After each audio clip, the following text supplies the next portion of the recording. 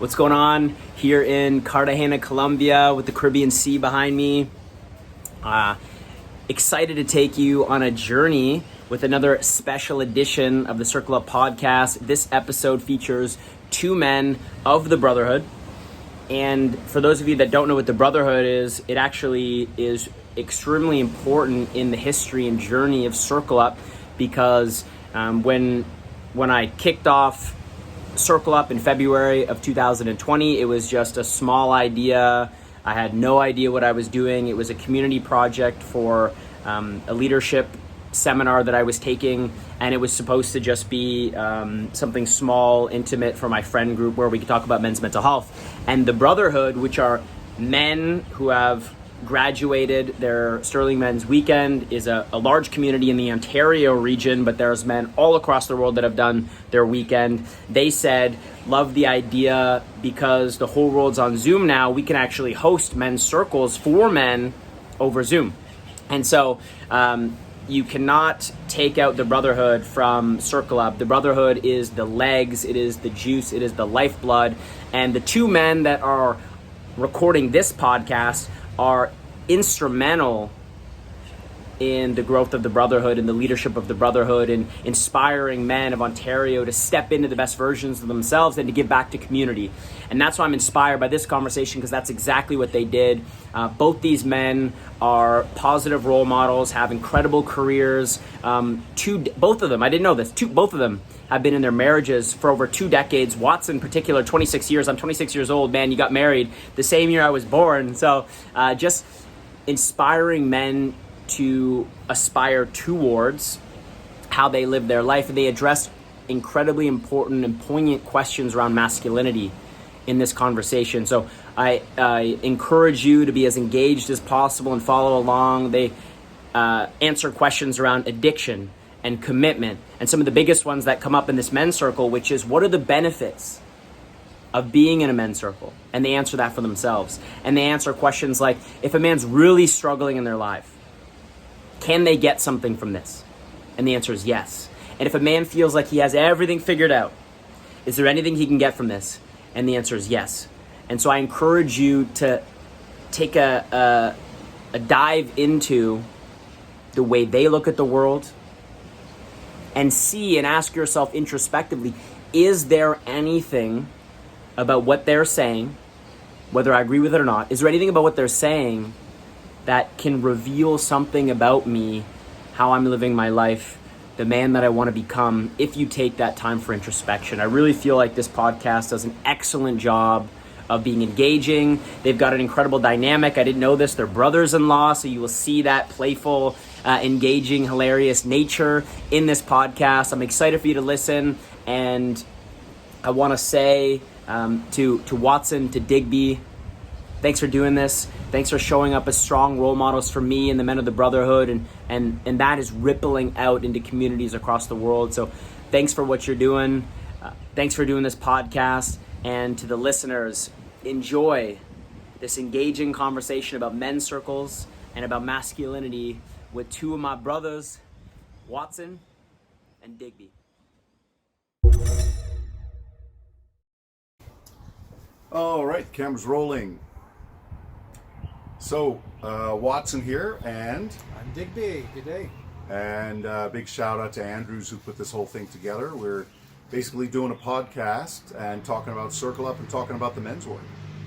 So we've got a series of random questions that we have created, and we're going to pull them out of this little pot and answer them one by one. But first of all, Watson. Yep. Who the hell are you? What do you do? I am...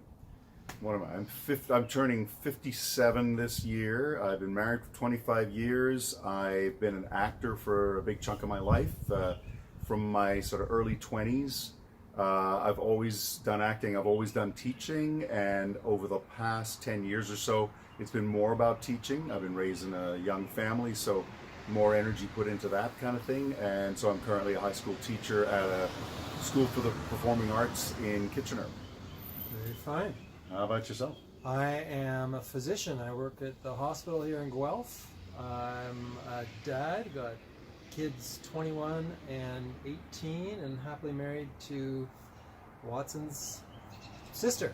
So we are brothers-in-law, Boom. and we are both vaccinated, which is why we're sitting here without masks. That's explained. We both were lucky enough to get our thing. So we're going to draw. Yeah, Question go for it. number 1. Random question. How has your outlook on life changed since joining a men's team? Why don't you go for this first yourself? Go for it. So, joining a men's team has given me a wide perspective on how I only live within my little world and how many other worlds there are out there. So being part of the men's team has shown me all these other different experiences, which has really widened my view of the challenges people face and the opportunities that are out there. So when we meet as a team and we get really honest and open about what's going on in our lives, it is amazing what can be revealed and what you learn about the world by being part of an organization that is sharing and honest. Yeah, cool. I would say for myself, my outlook on life since doing the men's weekend and getting into the men's work, it's really leaning into the idea. A lot of what we're about is just saying fuck it. That dithering back and forth between two ideas. Yeah, but I could do this, and I need to think about it further. That there's so much power in just going, okay, I've looked at it from a couple sides. Boom, I got to do it, and being decisive and being in action and being okay with that. And then dealing with the outcome. Like 9 times out of 10, the outcome is going to be way, way better. And then I'm not only being more effective in my life, but I'm actually sitting in my power. And some of the best moments that I've had, I was just making snap decisions, and it all just worked. It's getting out. We talk about the monkeys, shutting up the monkeys who are constantly questioning, constantly going, yeah, but what about this? What about that? And just going, shut up and just get on with it. So I think that's the big change in my outlook. And being on a team, organizing the business of the team, planning and creating allows us to make mistakes and do stupid things without serious consequences. And then we learn from that and we take that into our regular lives. So from leadership on a men's team, I have learned how to have difficult conversations about how to make people clean up shit that they didn't want to clean up, how to deal with hiring and firing people in a way that I would not have done previously.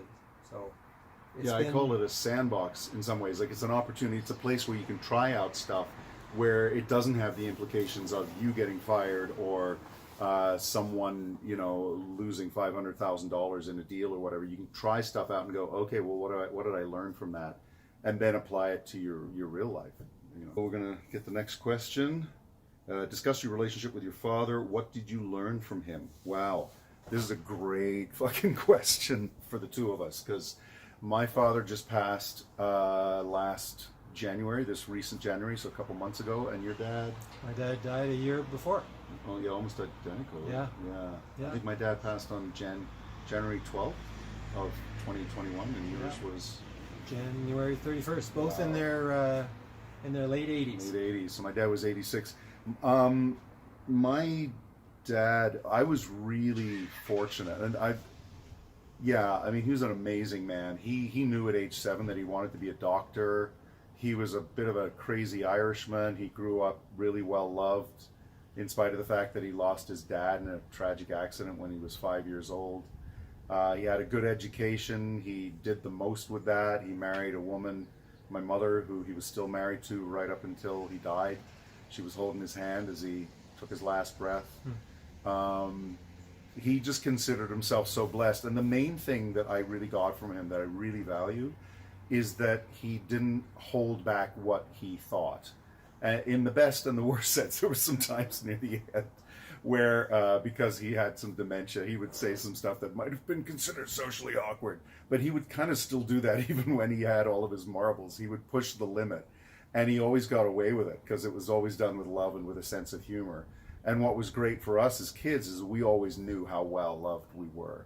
and I could be that way with him. So when he did pass, I have it that a lot of the residue, a lot of heavy grieving comes from a place where you're not complete, where you're like, I always wished I'd heard that thing from my dad that I never got to hear, or I wish I'd had the opportunity to tell him I should have taken the opportunity, I didn't. That was never a thing for us. I always knew that he loved and really and respected me, which was great, and I clearly had a lot of love and respect for him, and I knew that he trusted me, and I clearly trusted him. He was just a solid, awesome man, and with all the classic foibles and faults. I actually think he would have really, really benefited from. Time out? Yeah, That's a lot of stories. it's a lot of stories. It's not answering the question. It's not. Discuss your relationship with your father. What did you learn What from did him? you learn from him?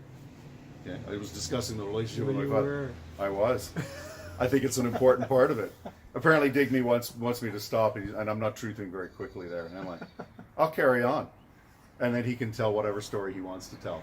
So, yeah, I think it was really powerful. I think he would have really benefited from the men's work. He left his men behind in Ireland, and then he went to Australia, and then he came here, and he never quite managed to regain that level of love and trust that we're all about, and that he naturally had with the men that he grew up with. There you go. Go for it. Nicely.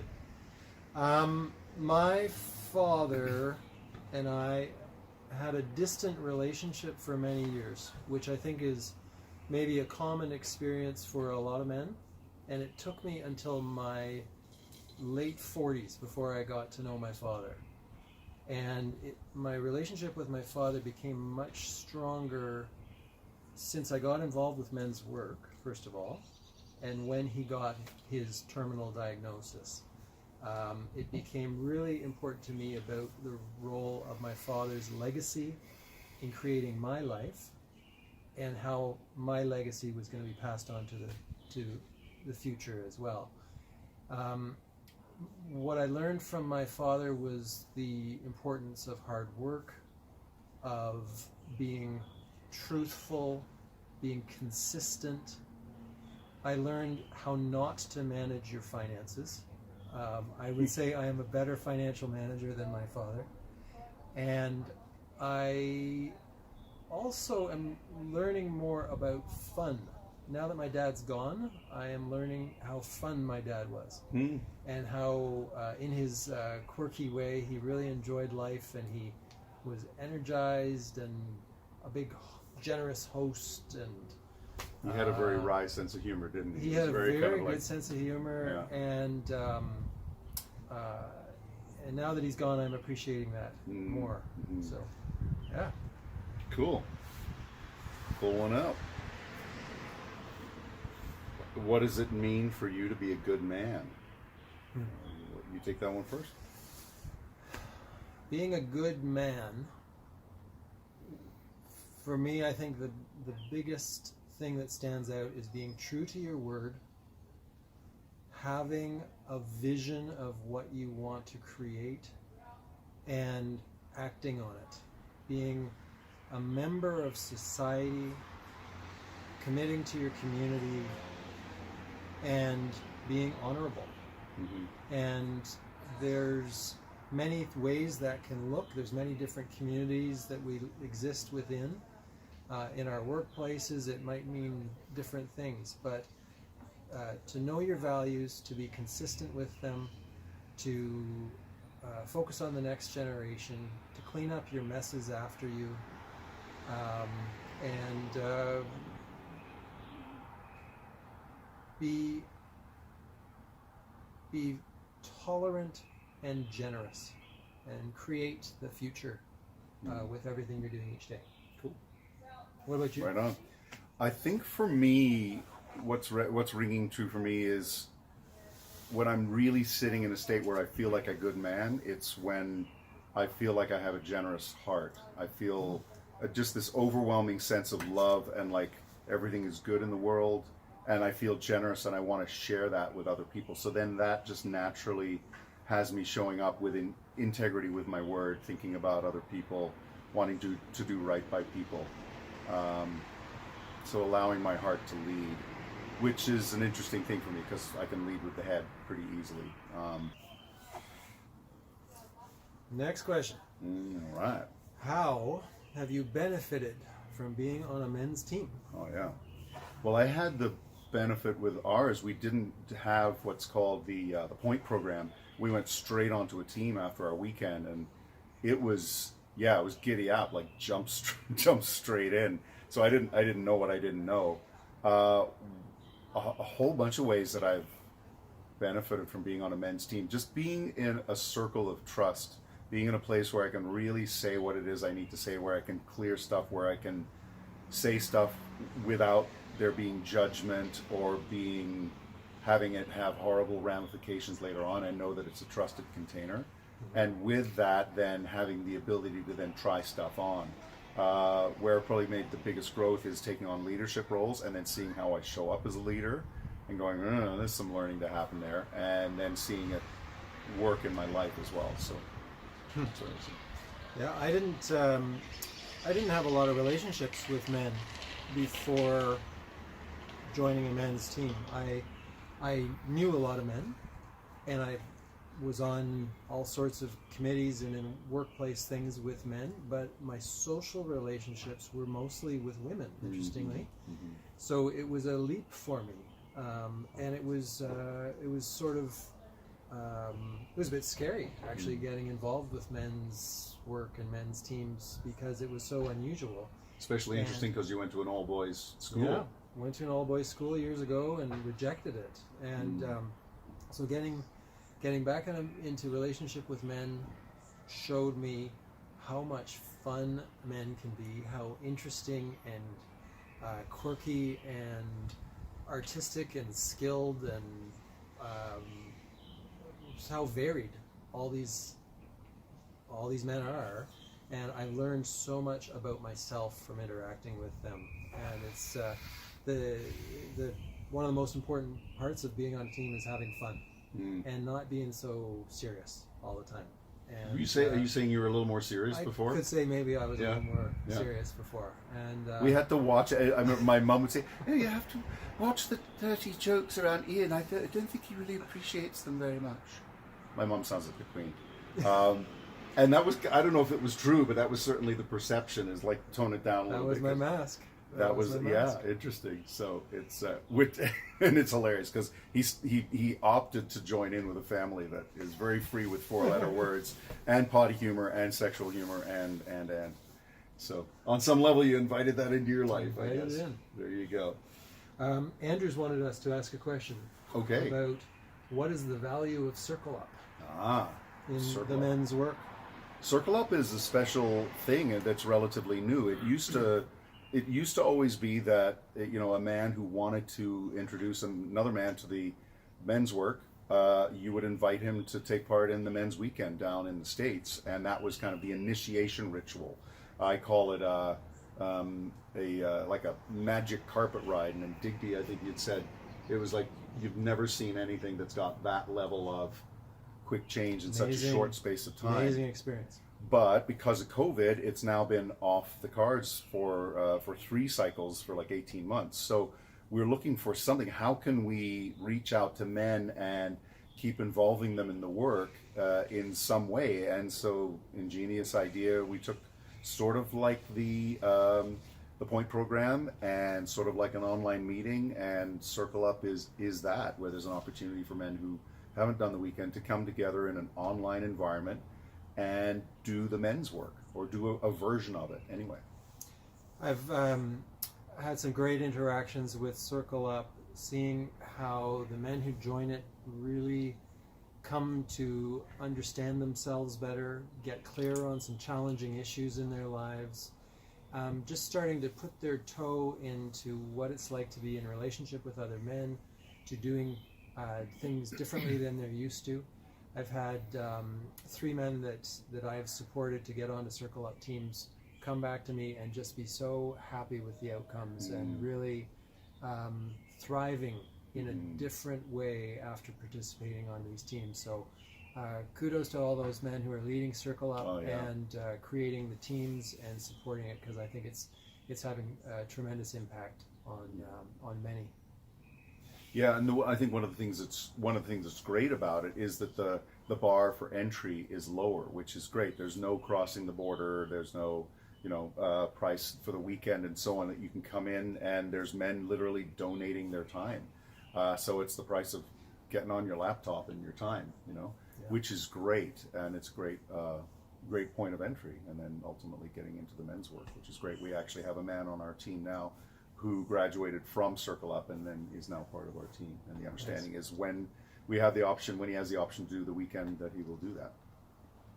Excellent. Next question. If you died today, what would you want people to say at your funeral? Cool. Why don't you take that one first? Since my dad got sick a couple of years ago and ultimately passed, I have thought a lot about legacy and about who I am now. And well, it's unlikely. We are in the middle of a pandemic and people are dying all the time, and terrible things happen to people unexpectedly. I would want people to say that I was true to my word, that I contributed, that I was an honorable spouse, that I was a rock-solid father, that I created a legacy in my work, in my personal contributions, and that I helped create community around me. That's what I would like.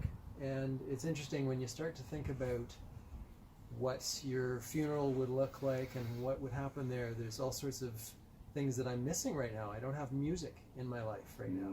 I used to be very musical, and it's not part of my life. I used to be involved. You were on the canoe trip.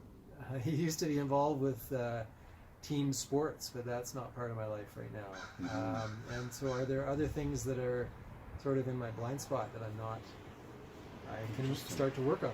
Yeah. It's interesting. This question is very timely because we had a meeting last night, and the part of this theme came up. First thing I wanted to say about it is that I actually feel in a lot of ways really complete in my life. I've said this to my kids, and I've said it to my wife Jane. If I died tomorrow, I would feel I wouldn't go, oh my God, I didn't get to do all these great things that I wanted to do. Are there things on my bucket list? Sure, I'd love to go to Machu Picchu. I'd like to be on a yacht that's 100% completely self-powered and self-sustaining and go across the Atlantic. Like, there's some cool shit to do, but I feel so blessed in my life, and I feel like I've got my eye on and have focused on the things that actually matter, and things that I know that will have mattered to me when I'm lying on my deathbed. I'm not going to be worried about the kind of money that I made or whatever. The impression I get from the men, we've done lots of acknowledgments, especially with our team, that what I'm going to be remembered for is for giving a damn about other men, and for really coming from a place of genuine care that I also live in. Fuck it, I'm kind of like, sure, let's try something out, let's try something new. That I'll be a husband who really invested in the relationship and really showed my love in tangible ways, and that I was a powerful father who was both loving and open-hearted, and at the same time held a strong container and had clear expectations for showing up as a decent human being. And I often say to kids that I'm teaching as well, I said, I'm basically teach the same way I am as a father, which is like, I like to have a lot of fun, and I expect people to be decent to each other. And if that's not the case, then like, let's stop the train and let's deal with the basics before we move on. That's kind of my thing. It's kind of sounds like we want to be remembered for the things that we honor in the men around us and in society around us. Totally. Yeah. Absolutely. So, pulling out the next question, what does leadership mean to you? So I'll go first, and then you go second. Sure. Well, it's interesting. I would have answered before leadership is about being a great example and rallying the troops and kind of going rah, rah, rah, and let's go. I don't know if I would have given that answer, but I think that would have been my energy. And it was kind of leading by doing. And what I'm clearer now about is that a lot of the stuff in the men's work is about holding a context, being really clear about the compass heading that we're going on, clear about the emotional and mental energy that you want present, and then really holding that, and then using the brilliance of the men around you, enabling them to come up with the solutions and the brilliance that they naturally have, but really being a stand for that emotional and mental energy that you are trying to create, what we call context. That's been a huge shift for me, because I would tend to just grab the job and do, okay, I guess I just need to do almost all of it myself, and then have a couple people kind of help me, and you can get exhausted really fast doing that, and that is what happens. So that was a good learning curve. Yeah. Leadership comes in many different forms and different times. The best leadership, though, is often creating that vision of what you want to create, and getting people around you to shine their best. I'm involved with a project right now which is just amazing, how people are coming together and really giving their best to it, and I feel like an orchestra conductor, just helping them get in sequence and get to the end of the piece well, and really sell it to the audience. And it's really fun. Leadership does not have to mean doing everything and micromanaging all of the details. It's really about having a big vision and owning the whole thing, but getting the other people to shine their best as well. Yeah. Awesome. Next question. What does it look like when you commit to something? Start off. Commitment is something that we talk about a lot in the men's teams. It's a major theme because we have to really show up when we commit to something. We have to show up really strongly and do it to the expense of other things in our lives. We have to make a choice. Fulfilling a commitment means doing it well, doing it properly, doing it to the expectations that you would want someone else to do it with you. And it has a cost to it. But the outcome is awesome.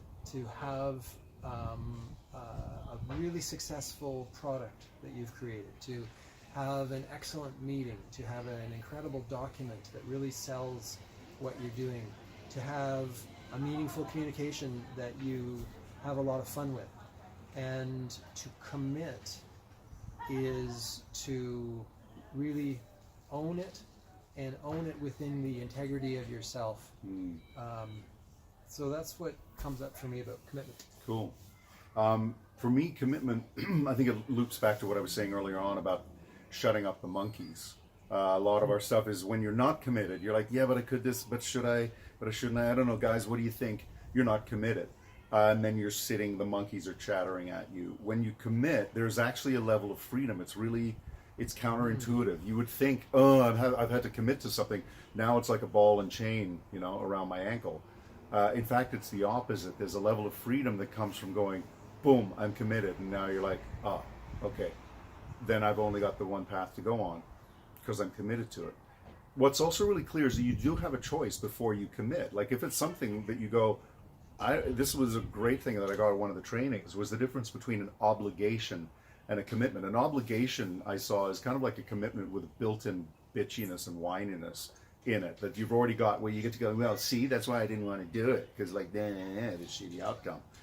That's an obligation, and you kind of go, I'm obliged. Whereas when you commit, you go, actually, I'm not going to commit because I'm not about that. It doesn't serve my purpose, and I am not going to do that. And so you don't do it. Or you go, yes, I'm going to do it, and I'm going to commit to it. And then I may actually have to enroll myself. I may only be 50% enthusiastic about it, even though I'm committed to it. So then you actually go around and seek enrollment. You can, what do I need to do to get myself now supercharged about this? Because I am committed. So I actually want to be into it because I don't want to be dragging my ass. So you can actually go around to other men and get yourself amped up so that the commitment then doesn't feel so heavy. That was a huge revelation to me. Oh. And when you make a commitment, you are declaring it publicly, so you know that others are expecting it from you and others are depending on you for it. So if you don't complete it, then you're just an ass. So to complete it, get in and do it. You're not honoring your word, Yes. because you put your word in time Correct. and space. Correct. Yeah, exactly. Here we go. How is it that a men's team can actually help you get closer to the man you want to be? All right. Well, that is really one of the ideas of a men's team. And the idea is, this is what's gold about it, is it's not, my version where I look at Digby and go, well, yeah, but here's some ways that you could, work on yourself, buddy. He's like, you know what? I don't want to work on that. That's not the man I want to be. So he gets to determine the man he wants to be. I get to determine what that looks like. Where the team comes in is helping you get out of your day-to-day BS that is generally always keeping you back. The story, the stuff that holds you back from really taking action. They'll help you look in your blind spot. They'll see the things that you're not seeing that are holding you back. They'll ask probing questions if you want to have them ask probing questions. And if you're smart, you'll listen to them because they have nothing but your greatness in mind. They're not competing with you. They're not trying to run a household with you.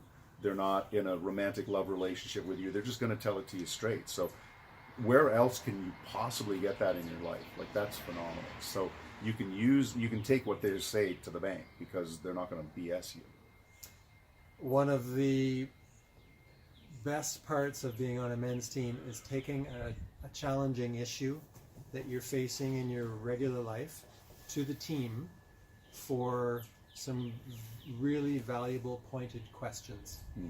And as you've said, Watson, it's not about other men offering their advice or directing you on how they think you should live your life, but asking you what you want to do about something, how you want to show up for this particular issue, what is going to be the best way that you can present yourself, and to show up things that you aren't even seeing because they're in your blind spots. So to go through an inspection, to take a challenging topic to the team is immensely important, and it can be very small or it can be a life-influencing topic that you bring to the team. I've dealt with dozens and dozens of challenging issues over the last couple of years that has completely transformed how I interact with the world. It is so powerful to use this space for that. Yeah.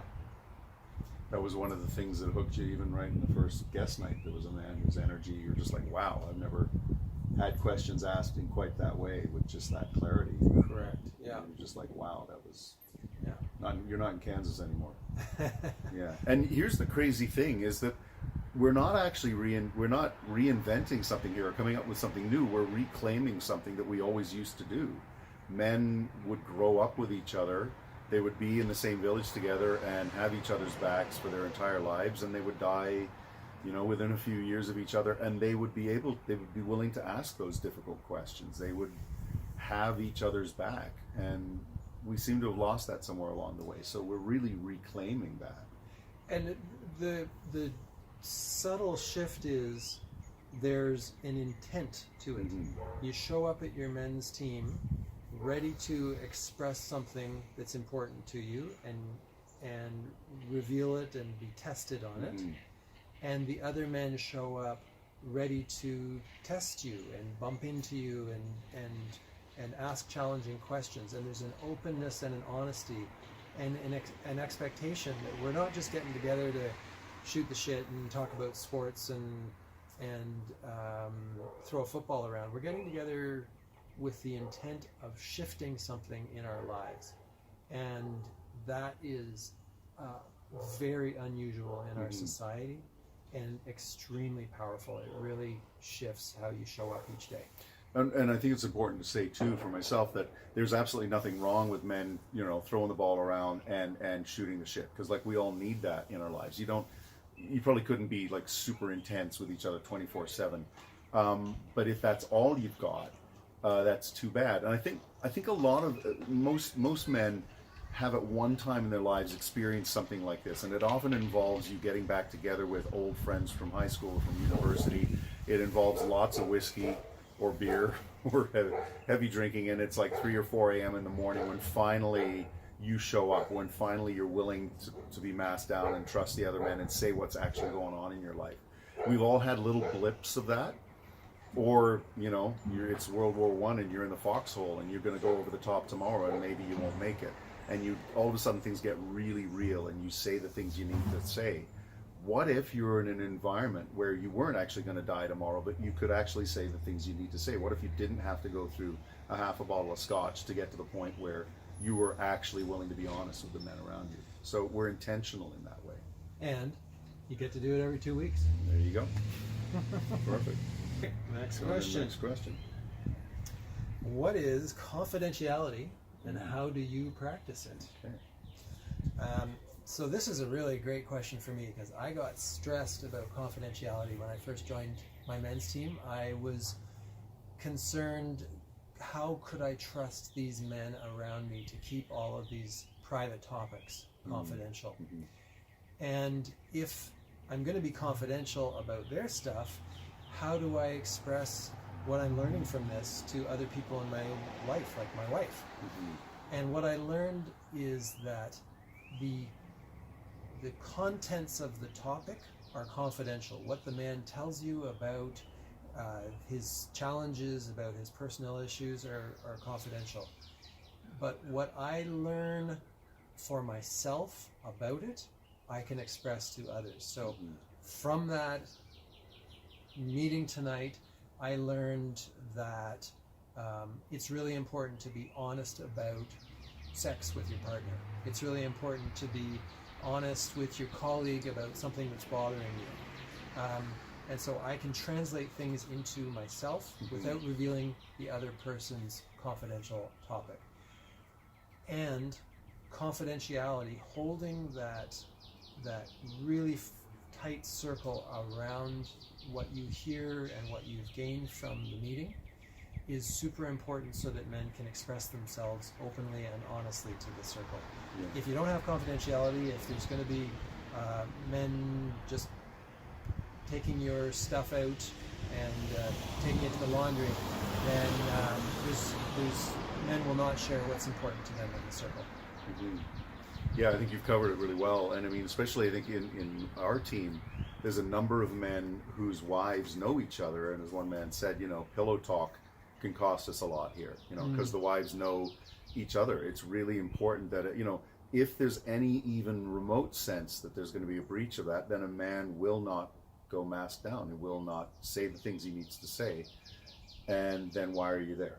You know, you're pulling punches at that point. You're not really going full out. Yeah, you cover it well. Nice enough. Yeah, man. Next question. What are some of the fears or objections that sometimes arise from men about joining a men's team? That's a good one. I'll be honest.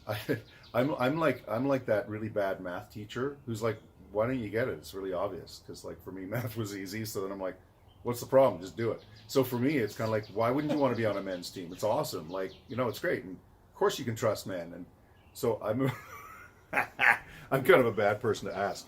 But I have heard a number of men's objections. Some men are just naturally introverted, so getting to know more people is costly. It uses battery power for them. They'll slowly do it over time. There's men, as you said, you know, you were high functioning, but lurking in the background was a sort of a latent distrust of men. There's some men for whom it really is. Like I've heard from men, like they go to a guest night and they're really triggered. Like they're in a field with, you know, 40 men. Like that energy was just kind of like, whoa, you know. There's men who are kind of like, I'm all right, Jack. You know, my life's good. You know, it's all fine. And yeah, I don't need to have like these conversations. You know, that's fine. Like everything's okay. They have it that there's got to be something broken. Something has to be really their life. In order for, well, man, if you want me to do something like that, like stand around a fire and talk about my feelings and stuff, God, my life better be really fucked up. which is an unfortunate thing. I think probably you could hazard it to say that when both you and I came into the work, there were perhaps some men who would go, well, why, what do you need from it? And the point is, every man can get something out of it. But it's not like our lives were on the ropes and we were like, this close to being in the gutter kind of thing. But there's a lot to get out of it. I think a common fear or objection about being on a men's team is a fear of men. I think that some men have gained the perspective that there's something odd about men meeting together, that there's something toxic about it. There's a lot of bad press out there about toxic men's relationships. The kind of men's teams that we're working on are not that. We are about creating community, about creating healthy, responsible relationships. They're the panacea for that. Like they're the medicine that helps prevent that. And I think a lot of men come in fearful that they're getting into some strange environment where they're going to need to do things that they're uncomfortable with. You will never have to do anything you're uncomfortable with on a men's team. And if you trust the men around you, you can do amazing things to stretch yourself beyond your little world that you've built around you. And you've created your world out of your experience. But the world of experience is much vaster than your own. So getting comfortable with the discomfort is actually the first step. And then you can commit to being open and honest with the men around you. So it's a paradoxical question. Is the fears and objections are actually some of the most important things to understand and commit to overcoming. That kind of is the work. Like especially on my team, Hillsboroughs, where we like pushing ourselves a lot. So it's actually, But again, as Digby was saying, like you're never going to be in a position where you're humiliated or forced into something that you are clear, is a hard no. But if you're smart, you'll use the environment of the team to push up against where your fears are, or find where your edge is, or get an opportunity to stretch, again, in an environment where you can really trust the men and where they've got you, and that you are going to be safe. All right. I'll take one here. What could a man who appears to have his life sorted get from joining a men's team? So we kind of touched on that before. I think this is something that men might use perhaps as an excuse for themselves to go, I'm all good. I don't need that stuff, or I'm not into that kind of thing. Or that especially a man might be fearful or hold back from offering it to a friend because he kind of goes, I don't want to have him think that I think he needs something, If a man's sorted, like, holy shit, we can always shift. There's always more growth. And I got really clear about this recently, especially with lockdown, with COVID.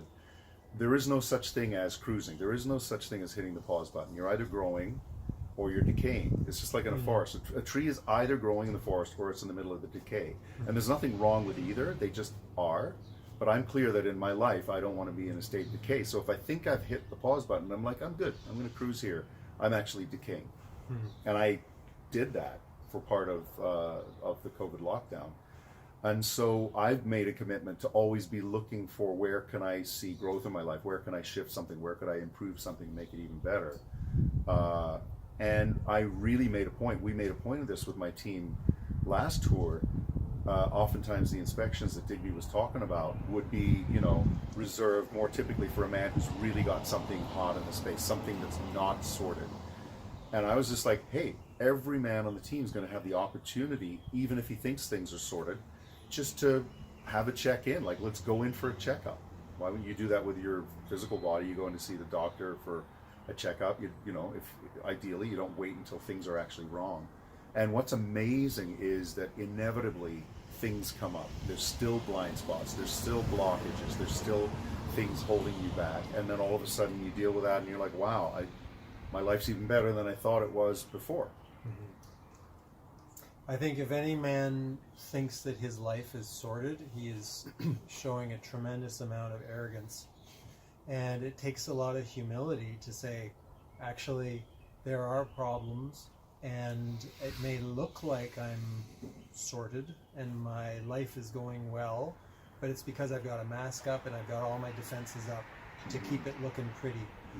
So to take down that mask and to get honest with yourself and say, there's opportunities all around me, that's an amazing step of humility. And also to come into a circle and offer yourselves as an example of learning, and also of offering ideas to other men is tremendously powerful too. So there is no man who cannot benefit or contribute to the circle. There's an amazing sharing and giving back and forth around the circle that's incredibly powerful. So if you think you're sorted, you're not. Right. Come and join us and have some fun. Do that. And what I'm hearing is that you may not be as sorted as you thought you were. And even if there are areas that are sorted, like maybe you are good at business, or maybe you got a great track record and a really great marriage, then there's some things you can support and help the other men in as they look to you and kind of go, Digby, how's that working for you? Because it looks like there's already something I can learn from you. So there's a huge gift for you to have the opportunity to share that as well. Yeah. Right on. You know. What are addictions to you? How do you deal with them? So, when we hear the word addictions, I think most men and most people in society will think about gambling, sex, alcohol, drugs as the more common addictions. But there's all sorts of other addictions. We can be addicted to work. We can be addicted to the internet. We can be addicted to ways that we behave at home. We can be addicted to ourselves.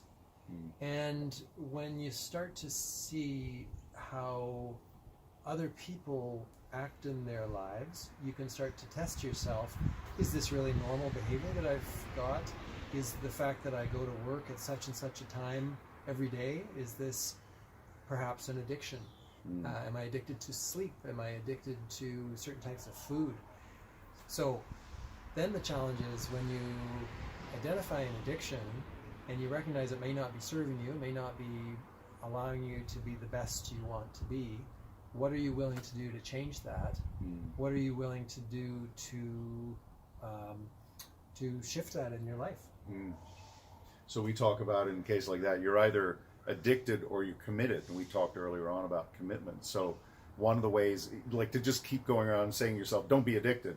Well, if that was going to work, it would have already worked before, because you're aware that you don't want to be eating so much or drinking so much or smoking so much or whatever, but that you put in place a commitment, something that you are committed to, that you're willing to take on a regular basis, that's then going to shift something in your life. What could a man who is really struggling in his life get from joining a men's team? Kind of the corollary to what if a man's got it sorted. We are not, it's not psychotherapy. It's not kind of a 12-step program. You know, if a man really is on the ropes, what'll often happen is it'll come up in the discussions in the team that there's professional help to get, but they're not mutually exclusive. There's certainly men who are getting professional help of various kinds. Some men who may have a substance issue and are also doing AA or whatever, and are on a men's team as well. So I've seen men hold a really, really powerful container. I've seen men who really were struggling and really what we call in the basement, just kind of like thrashing around and, you know, lost a job, the marriage is bust apart, and that the men are there to just kind of go, we got you, brother. We're here. And that's really what it's about. So that if there's a man who's in that position, he can know that he can come to a place where there's no judgment, but that the men will be what we call ruthlessly compassionate, right? Not just compassion in the sense of, oh, there, yeah, isn't that terrible, and wasn't that horrible, you know, how she treated you, or yeah, your boss was an asshole. It's like compassion for exactly where he's at, and ruthless with, okay, what is it about how you were showing up in your life that had those things occur? Because we love you enough to not want to see you constantly repeat those same patterns. We're committed to you becoming the best man that you possibly can be. Mm-hmm. What I'm getting for a man who's really struggling, what I'm seeing is that the team is a container to hold him. That man will feel the weight of all of these issues. There's things in multiple different parts of his world that are overwhelming and not working for them. And the only way you can start to get to those is one thing at a time. You can only do one successful big project like this at a time, and the team will support you. And to come in feeling overwhelmed, and all these other men are sorted in this team, and so I'm obviously too disorganized to be part of this. It's not that way. You come in and we will help you, and you will start to see that you're just like everyone else, and you've got amazing things that you can give as well. You've got skills and talents that you've been suppressing for years, and bring them forward and be part of the team. And it's just so much fun and so much energy to see a man come out of his shell and start to shine and really express himself where he didn't even know he could do it before. Yeah. Sometimes it takes a few tours. A tour is basically 6 months. It's a chunk of time that you would commit to say, I'm willing to commit to this team and to do the work for this 6 month chunk. And for some men, it might take a few tours before you start seeing something, and then all of a sudden, like a light bulb goes off and something massive shifts in their life, you know. And I've seen it in the space of even a couple of months, like a man who had been doing the work, kind of went on walkabout and then decided, I need to come back in. And literally within a couple of months had a new job that he wanted, was shifting things in his marriage, like, still things to go, but like really tangible things that were already happening. Just, yeah, wow.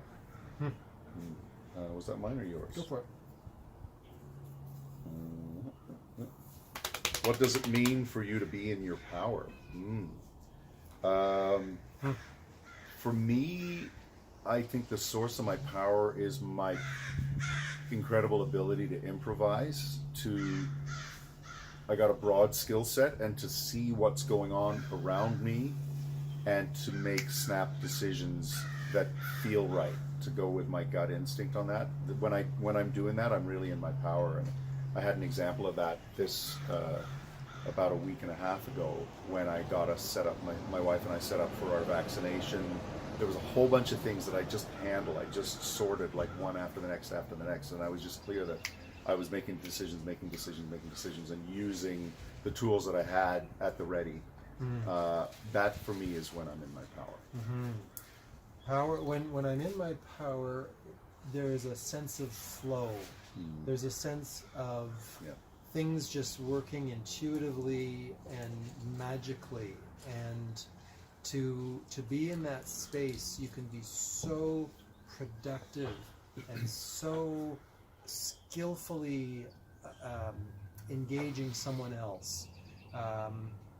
And you know when you're not in your power as well, when things are blocked up, when there's monkeys in your head, when there's barriers everywhere you go.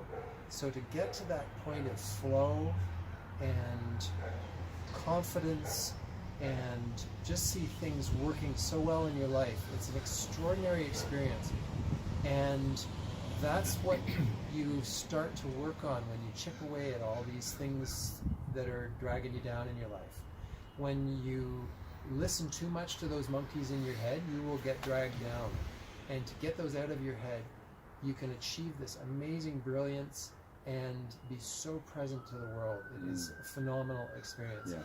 I've had some of the most brilliant points in my life in the last 2 years since I got involved with this work, by finding that flow and that power and that energy. It's an amazing experience. Cool.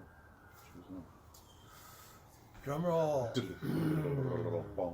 Watson, what does it mean to listen? What are ways to do this well? You answer that one first because you pulled it. Sure. And I'll listen. Listening is a really... That's awesome. Anyway, so start there. That's going to stay in. Go ahead. Cool story, bro. Anyway, enough about you. What did you think of my last film? So listening is one of the key parts of this work. To listen authentically, you need to get out of your own head. Don't anticipate what is the next thing that you're going to say that's so brilliant to fill in the gap, but actually hear what the other person is saying. This can be a man on your team, this can be your 17-year-old, this can be your spouse, your girlfriend, your father. And to have someone truly listen to you is an extraordinary experience. To reflect back to them what you've heard, to see a vision coming out of them that helps them get clearer on what they want to do and what they want to say. It is powerful. To be a true, authentic listener creates connections and a web of energy among people that you can't get without it. Yeah. And it really is the cornerstone of the work. And I think for a lot of people it's an acquired skill. It certainly was for me. Being an actor, I have no problem coming in and filling the space with me. But to actually listen, really great actors are great listeners. And it's something that I constantly need to work on. It's something that I've invited into my marriage probably a few years before I got into the men's work. I would do a thing called dialogue with my wife, which really shifted things, like a massive shift in the relationship.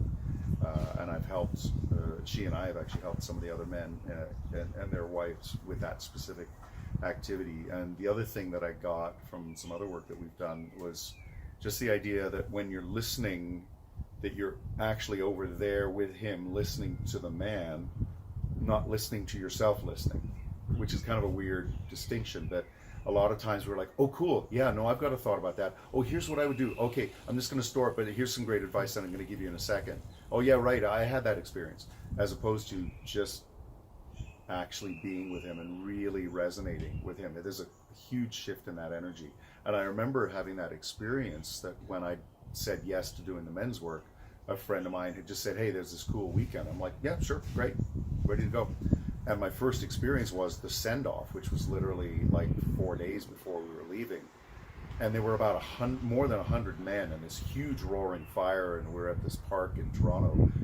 And more than 100 men who were absolutely silent, all focused, while one man talked. Like, where the hell does that happen? There's usually guys jostling around, whatever, and just like chit-chatting on the side. And it's like, no, everyone was absolutely laser focused. And the power of that was phenomenal. Like, just crazy to see it in that such a large group. It's very honoring to be heard for what you're saying, and it allows you to be more impeccable with your word, because you know every word is valuable. Yes, bingo. Discuss integrity and its meaning in your life. Okay, well, I'll jump on that one first.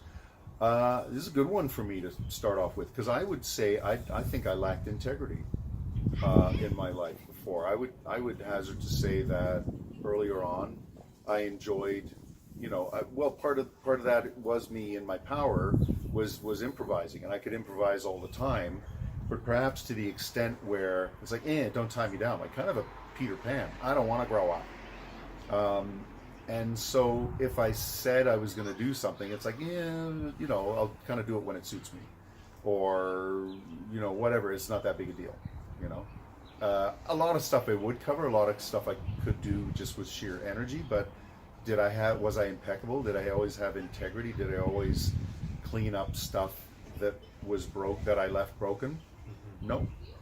And so I would say that in certain areas of my life, I probably lacked integrity, and the men's work has been a real point of going, don't kid yourself, man, that there is a fucking cost to that.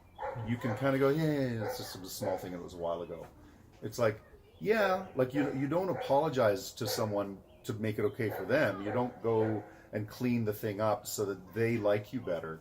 You go to clean it up because you're out of integrity. And if your life is like that, it's literally like having a 3-legged stool where one of the legs is about to break.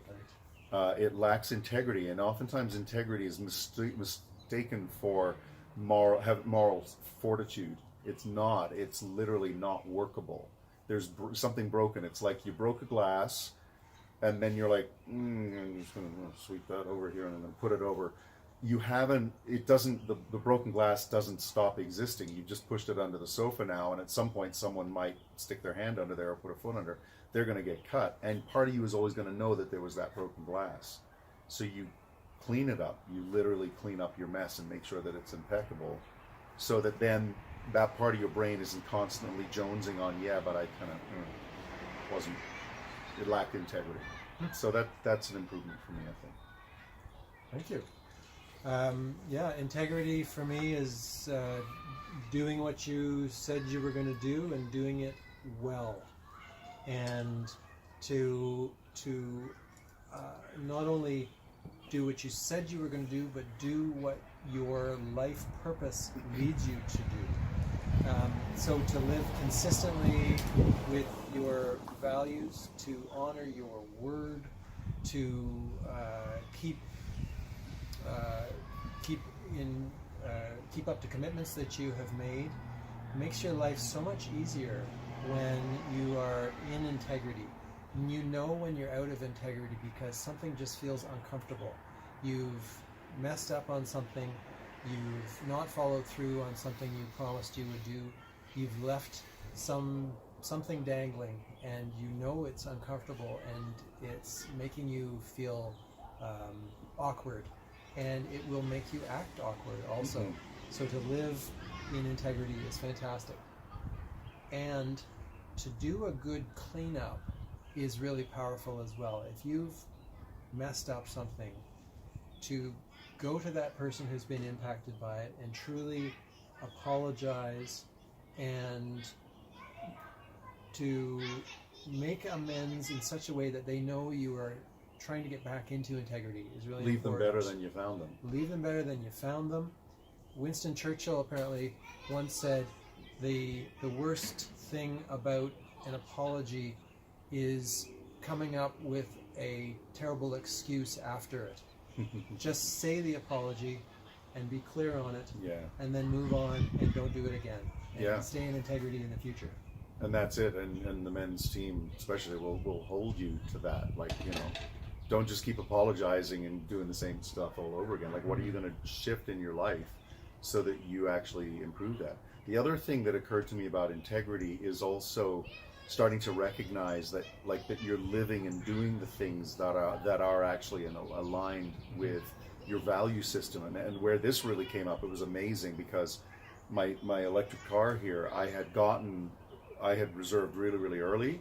And just before I did the men's weekend, they're like, guess what? Your car is going to be ready and you can book the date. And I'm like, oh, it was a lot more expensive than I originally planned and that I originally put in the space with my wife. And the man who was my sponsor, I'm just like, oh, I'm kind of mind fucking it. And he's like, hey man, every cowboy needs his horse, And I'm like, there's no arguing with that. It's hilarious. And what I ended up going for it, again, it was one of those kind of fuck it things. It was like, don't let the monkeys chatter about it. What I hadn't counted on was the extent to which it had always been a value system of mine to care about the environment, to live in a way that actually expresses that. And what I wasn't aware of was, once I got it, that I felt I was actually sitting in integrity with one of my values. And that I had always had, it's like, yeah, it's a nice idea. It's kind of a pipe dream. It's in the future. That's for rich people. And it was a stretch, but it was a stretch. I hadn't counted on the extent to which being in integrity with that value of mine actually was a thing.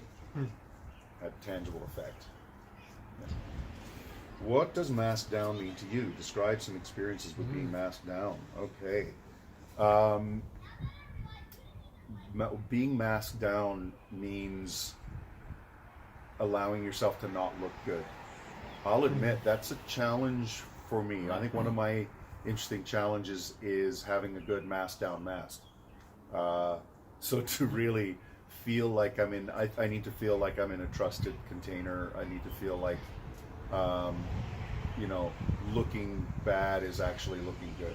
Like that you actually, that it's of value not only to me, but it's really of value to the men around me, that they see my humanity, that they don't, that I give up whatever Watson's meant to look like.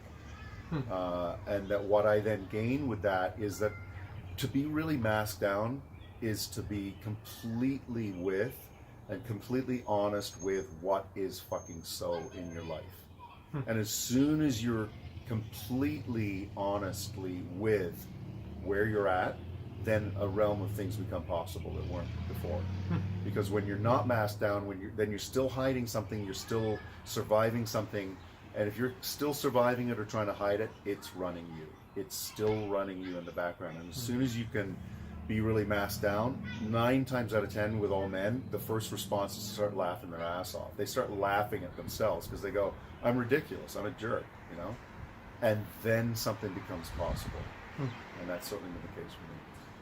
We create these masks in our lives because we're threatened by the world around us, and we need to keep a front to show the society around us that we are functional and we're working as well as we can.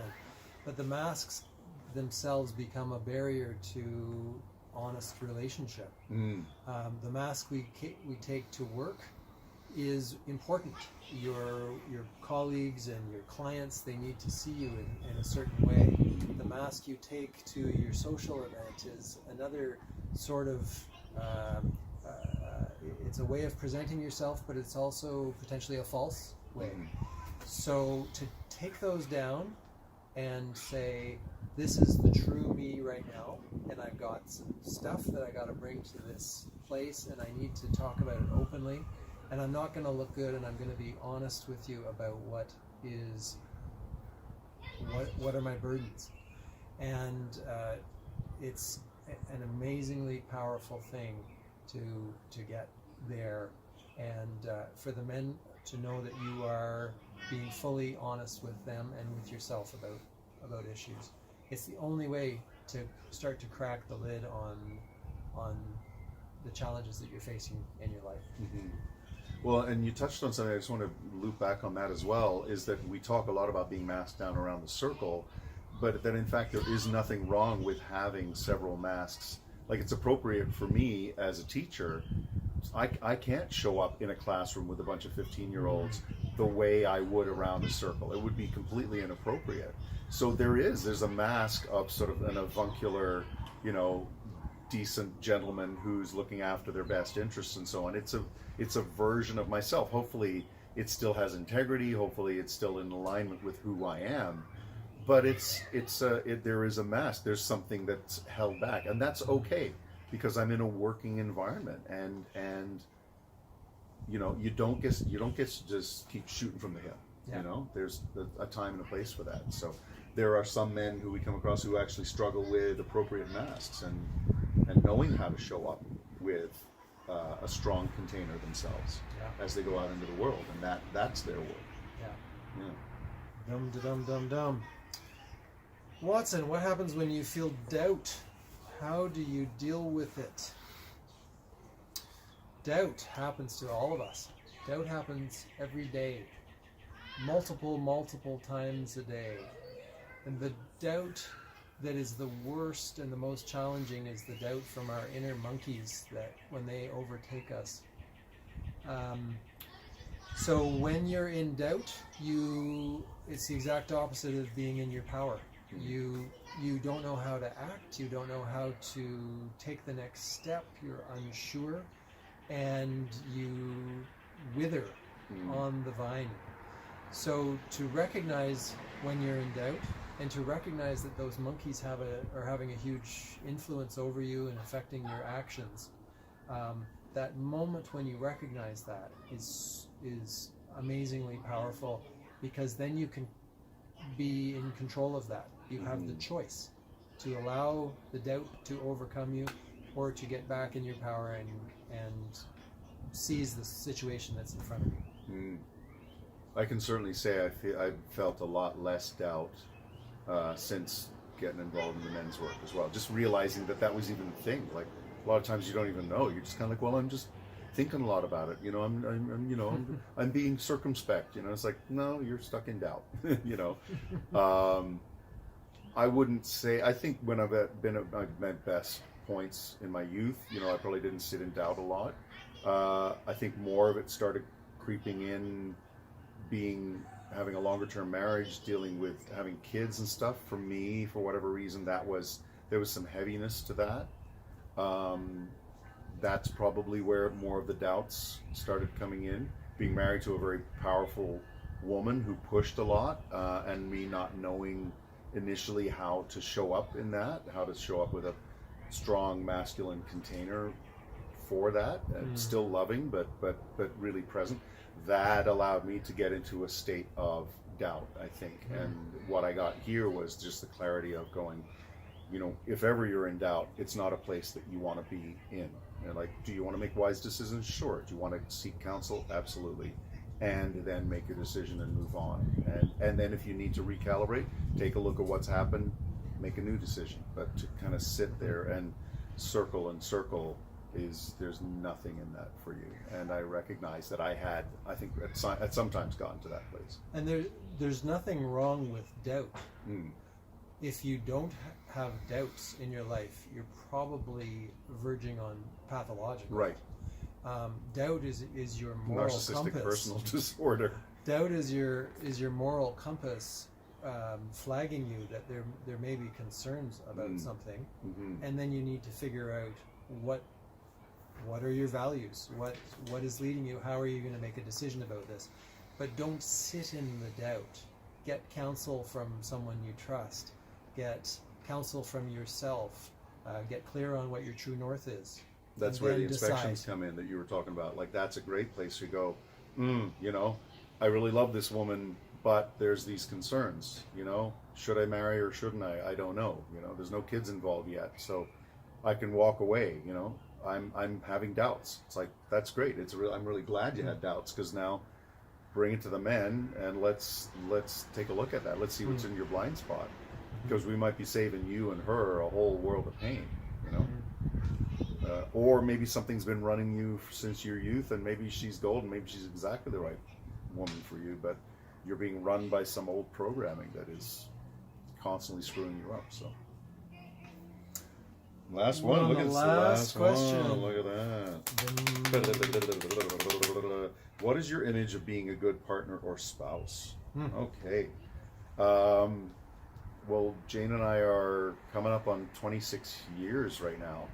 I feel like I'm a good husband. I feel like I give I put in a great effort where that's concerned, and I listen to her. I'm constantly, we're both really strong personalities, and when we would run up against each other, we would kind of clash, or we get stuck in, like, things would get knotted and we just couldn't unknot them.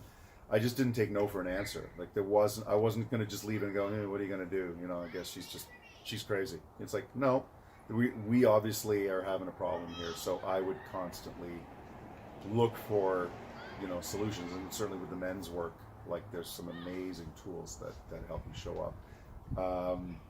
And wow, like, especially the last year or so, like, I've been with the men's work for almost 3 years, and the last year there's been such a tangible shift. Ironically, the stronger I feel in myself, and the less I feel like I have to feel what she's feeling, or the less I have to deal with her feelings or manage them, I'm ironically more loving towards it. We have more love in the space when I'm able to give her the space to go, hey, you're experiencing exactly what you're experiencing.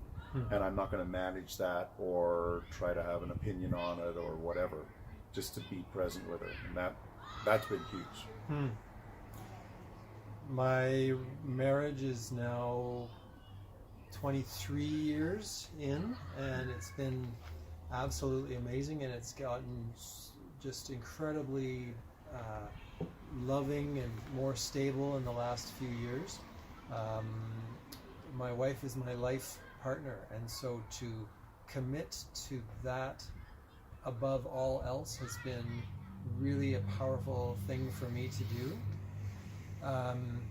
My partner is a huge source of ideas for me. She is probably the person who knows me best when things are really getting challenging. She can give me some very valuable advice, and I am there for her as a rock and as a stabilizing force when I am in my best and able to be calm and an excellent listening for her. Our house goes so smoothly and so beautifully. And so my job is to do a huge commitment to the relationship. We're each 100% responsible for the relationship all the time. It's not a 50-50. We each have to really show up hugely well every day. And by committing, we create amazing possibilities. With the energy we have coming out of our marriage, we can contribute to dozens and dozens of amazing things going on around us, and it's so powerful. So being a good man is being the rock and foundation of the relationship, and my wife really shows up when I'm at my best. The other thing that I just wanted to add to that, and I got this, I mean, I've gotten it time and time again, but even more so recently, and Jane would actually agree with that, is that the last thing a woman really wants you to do also is for you to come to her and say, can you tell me what kind of husband you want me to be? Like, and then I'll be that for you. You're kind of like, ugh. If I have to tell you how you're meant to show up, like, you've already lost it. And so ironically, in order to show up as the best husband for the woman in your life, go to your men who are solid, men who've got your back, who understand what that's about, who will help you set yourself up powerfully, both powerful and present at the same time. And ironically, that's actually what she wants, is not, let her give you a whole laundry list of how you're expected to show up and then you comply. Like that to me has been a really amazing and interesting part of it. Well, Watson, that's all of our questions. That's all of our questions. We've gone through everything. We thought we were maybe just going to do a few of them, but oh well, you got some cutting to do there, Here we Anders. are. Chin chin before din din. It's a wrap. It's a wrap. Thanks, man. Peace out.